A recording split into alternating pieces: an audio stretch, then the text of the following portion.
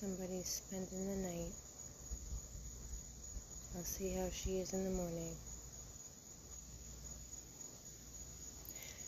So apparently she came out of a big chrysalis, and they call them queen. And she's great on this side, nice and flat.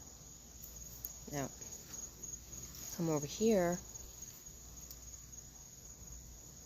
she's a little crinkled. Just a smaller one. So she definitely has had a challenge. And I don't know what's going to happen tomorrow. But I have decided to allow nature do nature. And I'm not going to intervene. But I am blessed that she decided to stay and just kind of chill.